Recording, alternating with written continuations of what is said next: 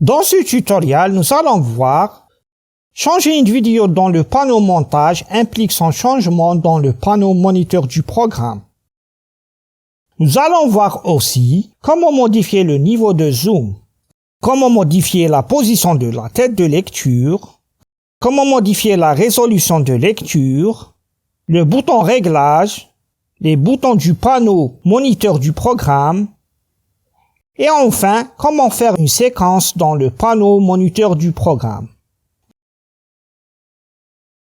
Bonjour et bienvenue, je suis Ahmed Amin et vous êtes sur la chaîne Les Tutoriels d'Amin. Pour commencer, on clique avec le bouton gauche de la souris sur notre première vidéo.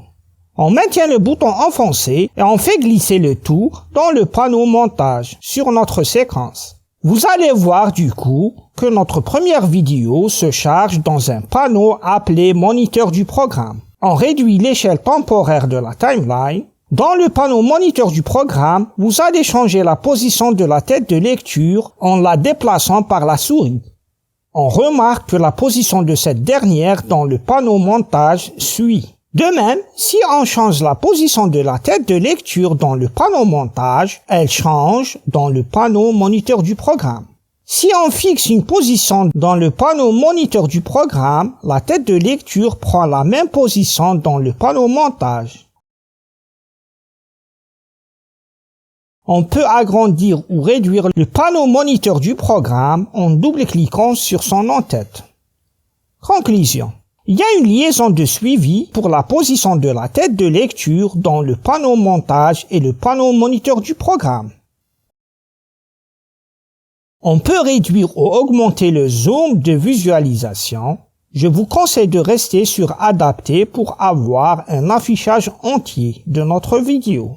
Vous pouvez aussi réduire la résolution de lecture à 1/4 pour avoir une lecture fluide et ne pas avoir de lag, c'est-à-dire ne pas avoir de ralenti durant la lecture de la vidéo. Vous pouvez faire des réglages spécifiques en cliquant sur bouton réglage. Un menu contextuel s'active. La première partie du menu contextuel est désactivée. Par contre, la deuxième partie englobe les différents modes d'affichage suivant le type de projet chargé. On remarque qu'on est sur vidéo composite. Si on choisit Alpha, un écran blanc s'affiche. Ceci est normal. Par contre, si on se met sur caméra multiple, notre vidéo s'affiche 2 fois. Ceci est lié au mode qu'on a choisi. Et enfin, si on choisit le mode vue de comparaison, on aura aussi notre vidéo qui s'affichera 2 fois. Le premier affichage sera dédié pour faire avec des comparaisons. Par contre, le deuxième affichage sera lié à notre timeline. Vous pouvez explorer tous les boutons de ce mode pour voir les différentes dispositions. On revient au mode vidéo composite. On a aussi d'autres fonctions comme la résolution de lecture, fonction qu'on a vue auparavant. Je vous laisse le soin d'explorer les autres fonctionnalités de ce menu. On va se concentrer sur les fonctions utiles pour débuter nos montages. On réduit le panneau moniteur du programme par un clic sur son en-tête. Pour visualiser la vidéo, vous appuyez sur le bouton lecture arrêt, raccourci clavier espace. Vous avez le bouton reculer d'une image, raccourci clavier touche directionnelle gauche, pour retourner en arrière avec une image. De même, pour le bouton avancer d'une image, raccourci clavier touche directionnelle droite, pour avancer d'une image. Vous avez le bouton atteindre l'entrée, raccourci clavier Maj plus I, pour se positionner au début d'une marque d'entrée. On va voir comment effectuer ces marques juste après. Par défaut, la marque d'entrée est le début de la vidéo. De même, pour le bouton atteindre la sortie, raccourci clavier Maj plus O, pour se positionner à la fin d'une marque de sortie. Par défaut, la marque de sortie est la fin de la vidéo. Pour effectuer une marque d'entrée, on fixe la position de lecture à 1 seconde, puis on clique sur le bouton marquer l'entrée, raccourci clavier I.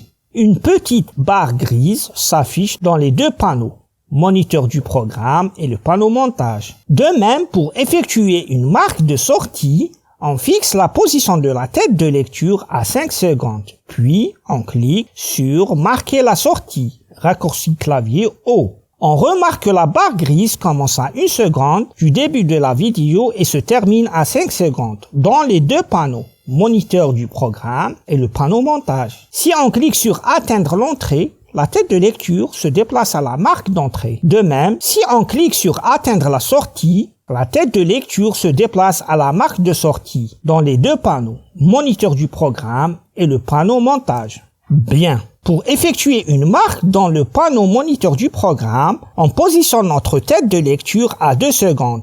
Puis, on clique sur le bouton « Ajouter une marque », raccourci clavier M. Une marque verte s'affiche dans les deux panneaux, moniteur du programme et le panneau montage. Pour modifier les caractéristiques d'une marque, on active le menu contextuel en cliquant avec bouton droit de la souris sur la marque, puis sur modifier une marque. Une fenêtre s'affiche. Dans cette fenêtre, on a un ensemble d'informations à renseigner ou à choisir. On nomme notre marque Effet 1 et on change sa couleur à rouge.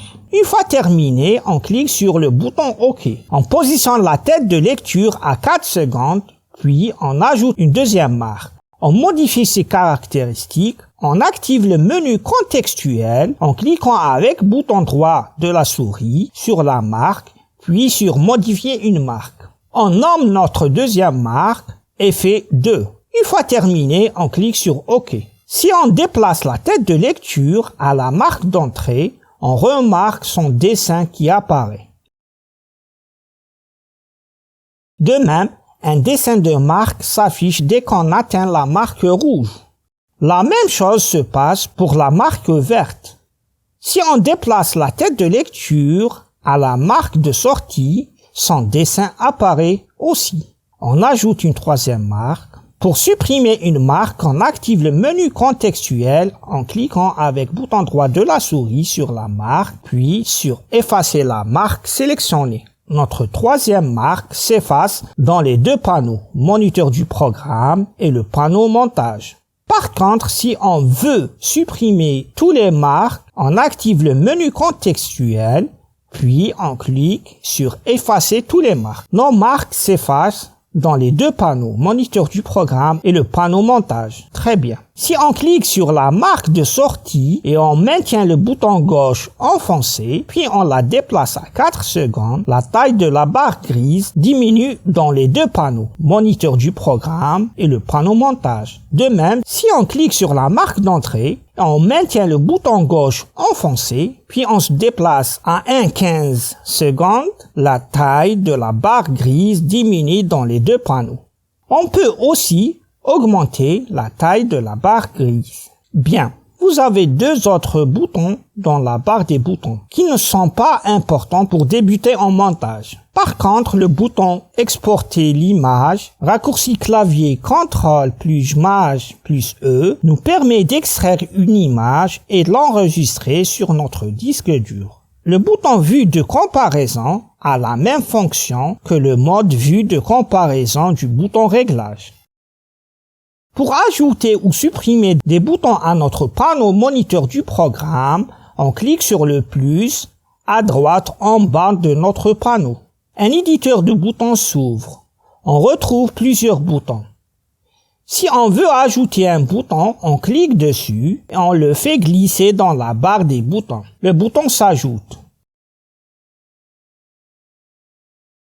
Par contre, si on veut supprimer un bouton, on clique dessus et on le fait glisser dans l'éditeur de boutons. Une fois terminé, on clique sur OK pour valider. Dans le cas où vous voulez revenir à l'affichage initial de la barre des boutons, vous cliquez sur le plus, puis sur Réinitialiser la disposition. On peut fermer le panneau en cliquant sur son en-tête avec bouton droit de la souris pour activer le menu contextuel, puis sur Fermer le panneau. Pour afficher le panneau, on clique sur le menu Fenêtre, puis sur Moniteur du programme.